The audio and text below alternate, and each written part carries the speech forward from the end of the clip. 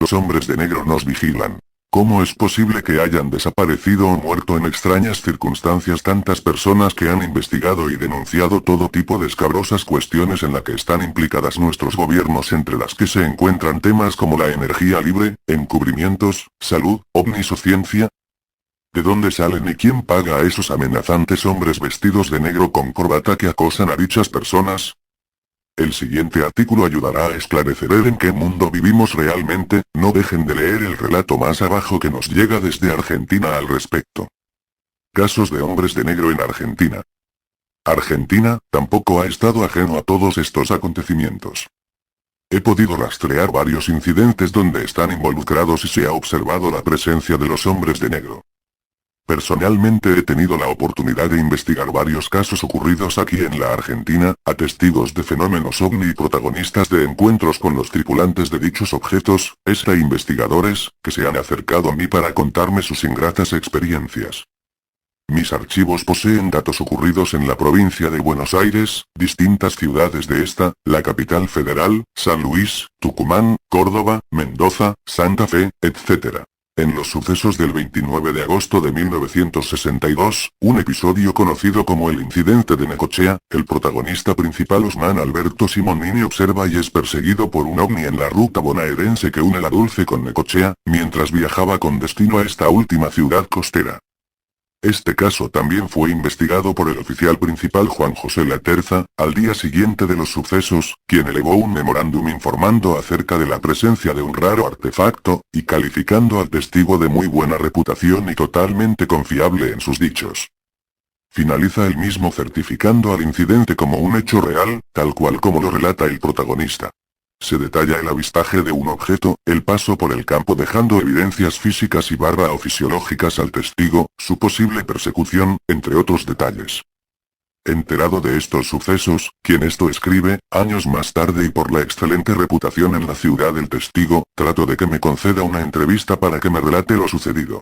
Luego de varios meses de arduos intentos, interminables llamadas telefónicas, cartas a su domicilio y varias charlas solicitudes personales, Simonini accede al mismo y me relata que tenía miedo en contar lo ocurrido allá en 1962 porque pocos días después de su incidente, y luego de la investigación mantenida con el oficial Pal. J. Laterza, se hizo presente en su taller mecánico dos hombres vestidos de negro quienes le alertaron que olvidara lo sucedido y que por supuesto no detallara a nadie más lo ocurrido, ya que algo le podría ocurrir y, haciendo caso a esta advertencia, por muchos años trató de olvidarse del asunto, hasta que quien esto escribe, debido a mi permanente insistencia, logró persuadirlo para que me contara en extenso todo su episodio.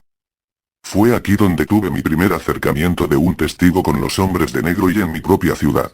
Luego vendrían otros episodios y la presencia de estos dos HDN le incurrió miedo, temor al testigo. Recuerda que le llamó poderosamente la atención el color de sus vestimentas, color negro, y todos con ropas similares. Sus estaturas aproximadas a 1,70 m, morenos, parecían extranjeros debido al rasgo de sus rostros, nórdicos, como los esquimales. El encuentro duró pocos minutos, solo lo necesario para advertirle acerca de mantener silencio.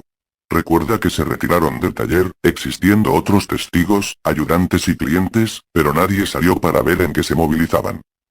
Cabe aclarar, que este episodio, al cual denominé el incidente de Necochea, debido a mi investigación y a la propia, desarrollada por el oficial Pal. J. Laterza, llegó a la Fuerza Aérea Argentina, años más tarde, en manos del propio oficial, por haber llamado poderosamente la atención este sorprendente caso de contacto ovni.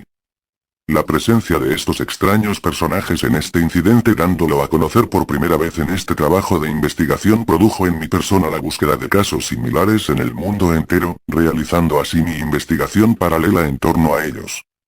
El 4 de febrero de 1978 se produce en el dique La Florida, en la provincia de San Luis, un encuentro con un tripulante de un ovni teniendo como protagonistas a 6 argentinos. Manuel M. Álvarez, Regino S. Perroni, Pedro R. Sosa, Ramón A. Sosa, Genaro Sosa y Jacinto E. Lucero, empleados del Banco de la Provincia de San Luis, Casa de Gobierno, Fábrica de Cerámica San José y de Aerolíneas Argentinas.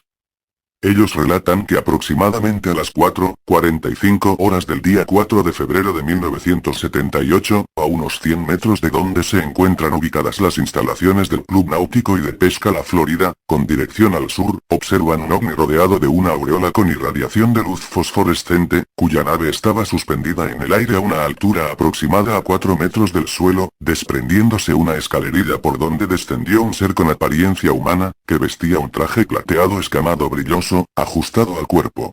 Sobre su cabeza llevaba una escafandra transparente que dejaba ver su rostro y cabellos rubios, como así esbozó una sonrisa y realizó ademanes con los brazos. E inmediatamente la referida nave despegó con rumbo norte, dejando un destello de luz formando un semicírculo. Este es el punto número 3 del comunicado oficial desarrollado por la policía de la provincia de San Luis, Argentina, y firmado por el entonces teniente coronel Raúl Benjamín López, representando a la jefatura de la policía provincial y al ejército argentino. Luego viene más detalles acerca del incidente, los estudios realizados en las huellas dejadas por el tripulante del ovni, los análisis y demás pruebas efectuadas. En este episodio mundialmente conocido como el caso Dique La Florida, los hombres de negro se hicieron presentes en San Luis indagando los episodios. Investigadores, ex policías, como el señor Hugo Quiroga, y gente de la ciudad observan y le llaman la atención los movimientos de estos extraños personajes, hombres y mujeres, que se dirigieron al lugar de los hechos para ver las huellas dejadas y recabar información sobre los mismos testigos. Hasta la propia dueña del hotel El Volcán, le llama la atención las actitudes de dichos personajes. Un incidente de suma importancia mundial por las investigaciones realizadas y por la calidad de los testigos, sumado a las huellas físicas encontradas en el terreno y la incursión de personal militar y policial en las investigaciones del mismo, dando a conocer el primer comunicado oficial sobre la caminata de un tripulante de un ovni sobre nuestro planeta. Los hombres de negro, como era de suponer, no podían faltar y encuentro en mis archivos más incidentes ocurridos en la Argentina. Quizá uno de los primeros decesos fue la misteriosa muerte del ufólogo Luis Anglada Font, autor del libro La realidad de los ovni a través de los siglos, quien en la ciudad de Buenos Aires es visitado por un hombre de vestimentas de color negro quien le solicita que abandone la investigación y que por supuesto no investigue ni edite más libros sobre la temática. El autor, expiloto de guerra y apasionado investigador en Europa, fue uno de los testigos de los famosos Foo Fighters o bolas de fuego muy comunes durante la Segunda Guerra Mundial, quien consideraba a los ovni como un problema crucial para la humanidad. Poco tiempo después de esta visita, Font sufre una descompensación física que le provocaría la muerte en su país de adopción que fue Argentina, a finales de la década de 1970. Luis Anglada Font fue uno de los grandes precursores de la investigación seria en nuestro país. Un adelantado en la investigación y divulgación objetiva del fenómeno. Personalmente indagué estos sucesos, entrevisté a colegas investigadores, me contacté con la editorial de su libro. Todos los datos me confirmaban estos trágicos hechos y la visita de ellos a su domicilio. Otro de los sucesos acaecidos aquí, sucedió a un profesional joven investigador en la provincia de Buenos Aires. Corrían los años 1983 y 1984 cuando unas misteriosas cartas le llegaban a su domicilio invitándolo a abandonar la investigación ovni. Asimismo le comentaban futuros avistamientos ovni en la República Argentina que más tarde, a fechas informadas, acontecían para el asombro de este investigador. Al tratar de ubicar a dicho personaje, fue imposible ya que el remitente de las mismas, dando como domicilio en la ciudad de Rosario, Santa Fe, no existía. A partir de allí extrañas y constantes llamadas telefónicas le sucedían, ruidos molestos, su correspondencia venía abierta o bien se perdía, principalmente aquellas de ufólogos y centros de investigación consideradas importantes, GEPAN de Francia, España, México, Rusia. Se hizo presente en ese entonces técnicos de la empresa Entel de comunicaciones encontrando todo normal como era de suponer. Hasta que un día sufre este colega, que por razones de seguridad quiere permanecer en el anonimato, un accidente justo cuando en la esquina de su casa ve la presencia de un hombre vestido de negro, que no atinó a nada al ver el accidente.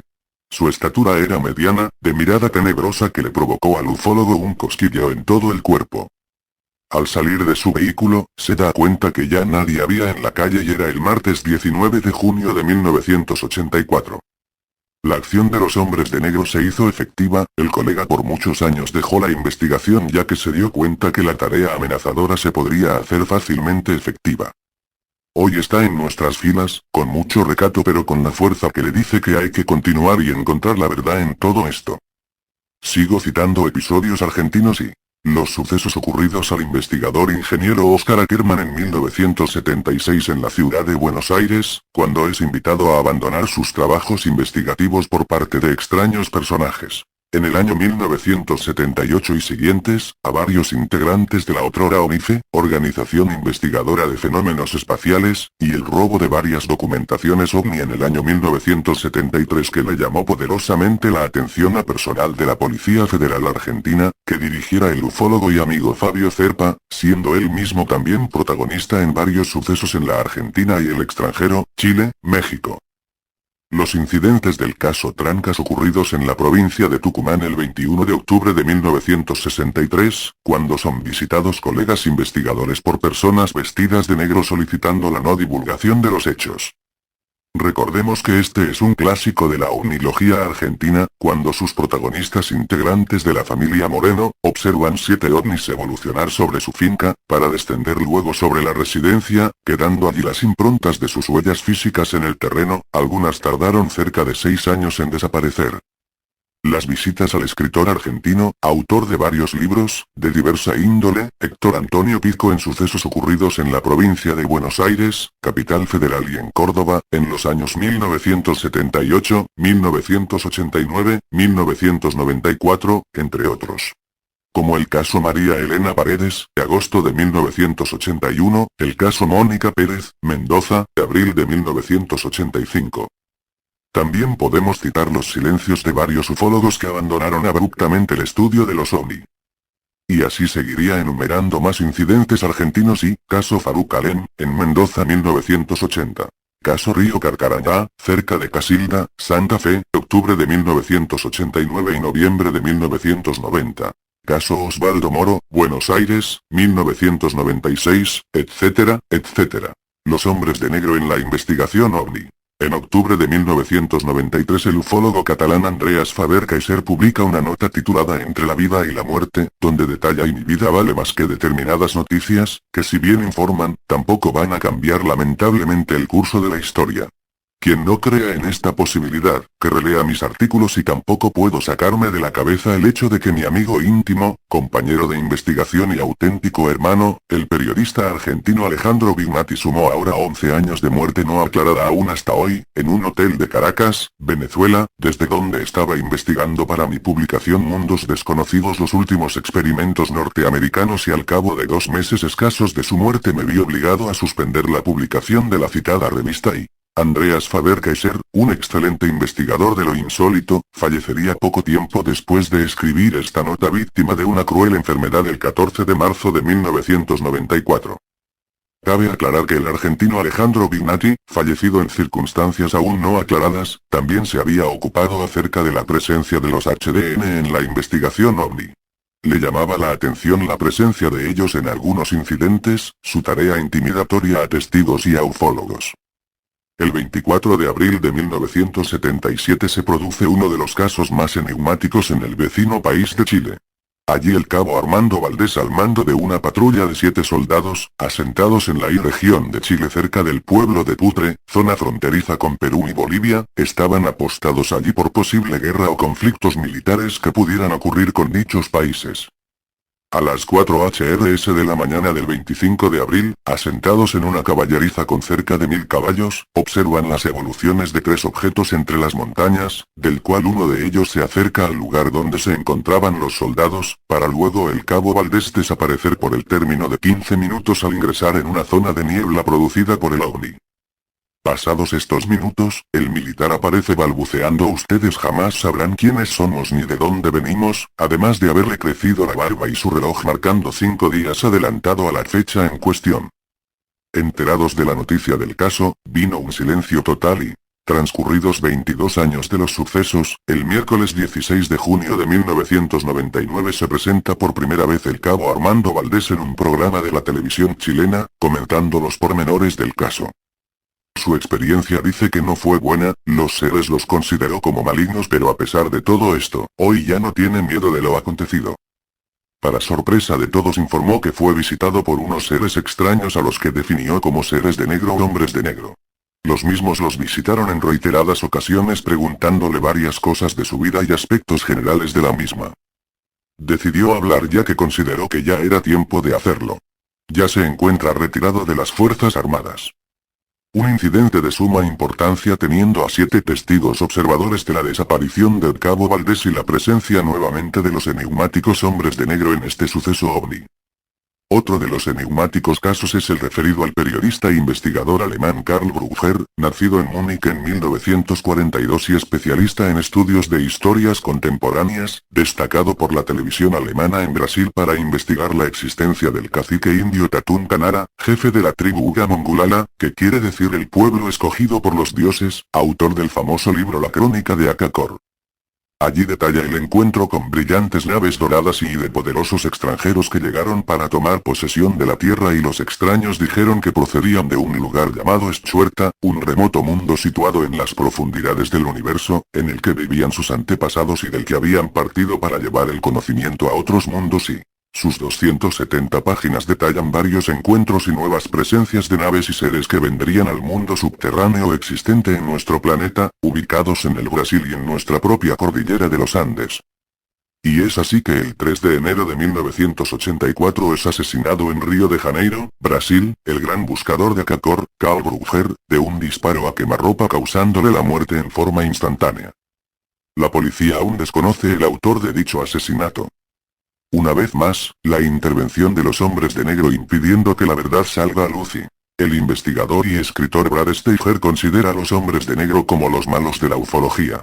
Él mismo relata varios incidentes a ocasionales testigos de fenómenos ovni y a colegas mismos, informando que desde 1973 ha proliferado el miedo y el caos a través de estas visitas. Considera a los HDN como un fenómeno dentro de un fenómeno. Son descritos como seres bajos, complexión oscura y rasgos orientales. Él mismo se vio envuelto en la periferia de estos extraños juegos, llamadas telefónicas, olores viles de alguna entidad, etc. El ufólogo y periodista John Cale comentaba que la víctima de los hombres de negro daba con frecuencia la impresión de haber sido sometido a una especie de técnica de lavado de cerebro que le dejaba en un estado de shock, náusea, confusión mental o incluso de amnesia, que podía durar hasta varios días. Nos dice que cuando un testigo ha experimentado un encuentro con un HDN, los aparatos eléctricos de sus casas parecen dominados por fuerzas extrañas. Los teléfonos suenan a cualquier hora y en él se escuchan voces amenazadoras o sin sentido. Ruidos tipo mecánicos. La actividad de acoso continúa. Más extrañas muertes en el mundo ufológico. Para el investigador norteamericano Cope Shellorn, radicado en Bascoville, Wisconsin, también le llama poderosamente la atención la gran cantidad de crímenes misteriosos en el medio de la ufología. Muertes por tiros de armas, envenenamientos, suicidios, accidentes, virus desconocidos, estrangulamientos entre otras forman parte de la lista de muertes de ufólogos en las más diversas circunstancias, y del cual él desarrolló también un trabajo investigativo acerca de estas circunstancias. Casos recientes como Phil Schneider, Ron Johnson, Ron Rummel, Ann Livingston y Carla Tuner, entre muchos otros, demuestran que estas muertes de investigadores son una cuestión antigua. El primero de ellos, fallece el 17 de enero de 1996, estrangulado. Schneider fue un geólogo que realizó y participó de varios trabajos para el gobierno norteamericano, inclusive en la famosa instalación de bioingeniería de Dulce, en Nuevo México. Schneider sustentaba que algunos tripulantes de los OVNI, los seres de tipos grises, trabajaban en conjunto al lado de científicos norteamericanos. Pero en 1979 hubo un desentendimiento y murieron 66 agentes secretos, FBI y Black Berets, unidad especial de soldados. Él mismo consideraba que 11 de sus mejores amigos y colaboradores fueron asesinados en los últimos 22 años, todos ellos oficialmente catalogados como extraños suicidios. Ron Johnson murió también el 9 de noviembre de 1994, siendo vicedirector de investigaciones del MUFON, Mutual UFO Network, contando con 43 años de edad, mientras participaba de un encuentro en la Society of Scientific Exploration en Austin, Texas. Su muerte, en plena disertación, se mantiene hasta hoy con gran asombro para los participantes y organizadores, y envuelta en un gran misterio.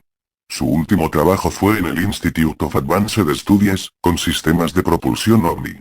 Había sido ya funcionario de Leartech en Austin, Texas. Ron Rummel, exagente de inteligencia de la Fuerza Aérea estadounidense, se suicidó con su pistola el 6 de agosto de 1993. Era el editor de Alien Digest y de acuerdo con las informaciones policiales su arma no presentaba señales de haber sido usada, sin sangre ni huellas digitales. Su revista, solo alcanzó 7 ediciones, tocaba asuntos sensibles, como las relaciones alienígenas y humanos. Cabe aclarar que Ron Rummel también cooperaba para otro suicida como lo era Phil Schneider. La ufóloga, contadora Ann Livingston falleció de cáncer de ovario en 1994. También forma parte de la lista misteriosa de muertes dudosas. Livingston era activa colaboradora del MUFON y autora de importantes trabajos investigativos. Ella fue visitada por 5HD el 29 de noviembre de 1992 en su propio departamento, advirtiéndole que abandone la investigación OVNI. Los describió a todos vestidos de negro, como casi sin rostros y llevando objetos comprimidos semejantes a linternas. La muerte de Carla Tuner, también de cáncer de mamas, en el verano de 1996. El periodista e investigador Dan Nicasolaro, activo buscador del Área 51, se suicida en 1991. Se le suma la muerte de la ufóloga Mae Busella, también de cáncer, gran difusora de un programa de investigación radial. El astronauta de Ed Slayton cuando estaba a punto de dar a conocer públicamente los encuentros OVNI en el espacio exterior. El capitán Don Aiken, piloto de Aster Nightlines, se suicida en la década de 1980. Otro activo buscador de los OVNI. Por más de 10 años, indagó el ocultamiento oficial OVNI. Más de 30 muertes asociadas entre los años 1985 a 1988, todos integrantes de la SD, Guerra de las Estrellas, como Roger Ide quien se suicida en marzo de 1985 mientras trabajaba para Marconi Sistemas de Defensa. En noviembre del mismo año Jonathan Walsh, empleado de una firma arrendataria de Marconi, fallece en un hotel en extrañas circunstancias. En octubre de 1986 otro científico Asad Sharif se agrega a la gran lista y, también científico de Marconi Sistemas. Matándose supuestamente con una cuerda en el cuello y el otro extremo amarrado a un árbol, para luego entrar a su vehículo y acelerar y, en marzo de 1988 Trevor Knight muere envenenado por monóxido de carbono dentro de su auto. Peter Ferry, director de ventas, ambos asociados a Marconi, aparece electrocutado en agosto de 1988 con un cable dentro de su boca. El mismo mes, el científico Alistair Beckham también fue encontrado electrocutado con 2 cables conectados a su cuerpo y otro dentro de su boca. Él era ingeniero de una firma llamada Plea-6 Systems de defensa. La muerte de David Rumjon Jr. en Washington en 1988. Nuevamente suicidio. Y la lista continúa hasta nuestros días y dudas en la muerte del militar de la Operación Prato. Para el ya citado investigador Cooper Shejorn, se suma otra misteriosa muerte a estos sucesos. Es el suicidio del coronel Wiran GBSN de Ollanta Lima en su casa en el condominio Don Vital I, en Iguaba Grande, Cabo Frío, en el litoral de Río de Janeiro, Brasil, el 2 de octubre de 1997. Fue él quien tenía a cargo la Operación Prato, cuya base estaba en el I Comando Aéreo Regional, Comar, en Belén, proyecto confidencial de orden militar, Fuerza Aérea Brasilera, FAB, creado para investigar fenómenos OVNI, principalmente aquellos sucedidos en Belén, entre septiembre y diciembre de 1977, contando e investigando numerosas evidencias de los fenómenos, fotográficos, fílmicos y físicos, siendo además ellos mismos protagonistas de encuentros OVNI y sondas exploradoras y hasta la visualización de los tripulantes de estos objetos. En 1997, luego de 20 años de silencio, Wiran G. Ollanta decidió hablar por primera vez y contar a la comunidad ufológica brasilera, los estudios y experiencias llevadas a cabo bajo su conducción en dicha operación. Los OVNI existen, las Fuerzas Armadas investigan sus maniobras y esconden los casos a la población, comentaba. Más tarde hacía públicas sus afirmaciones en diversas redes televisivas de Brasil, Red Globo y Manchete, y asistió y divulgó por única vez en las jornadas de UFO Río, desarrollados a finales de 1997, la presencia OVNI en la Amazonia, dando a conocer así la Operación Prato por primera vez a la comunidad toda. Pero poco después de brindar estos datos, el militar se suicida en su casa ahorcándose con el cinto de su ropa de baño. Así fue encontrado por una de sus hijas en su domicilio, como ya dijimos, el 2 de octubre de 1997. Los ufólogos Carlos Machado y el argentino radicado en Bahía, Brasil, Alberto Romero, consideran que se trata de circunstancias misteriosas las verdaderas causas de su muerte. E informa además este último ufólogo bahiense sobre las visitas y presencias de personas misteriosas pocos días antes de su muerte. Estas se suman a las dudas mantenidas también por el ufólogo norteamericano Cope Shellorn. A pesar de que según informaciones de colegas brasileros que nos informaban que el comandante de la Operación Prato sufría desde hace años de un cuadro depresivo, es sugestivo pensar que luego de 20 años de silencio y cuando da a conocer la operación de carácter confidencial militar a los ufólogos y al público en general a través de diversos medios, este se suicide pocas semanas después de brindar estos importantes datos, que confirmaban la realidad ovni y la presencia de sus tripulantes y el real interés de los militares para investigar dichos fenómenos, siendo ellos mismos, los militares, muchas veces protagonistas de estos asiduos incidentes ovni. Suicidio. Hoy se trata de una nueva víctima. ¿Pero y de quién? Desapariciones. ¿Explicables?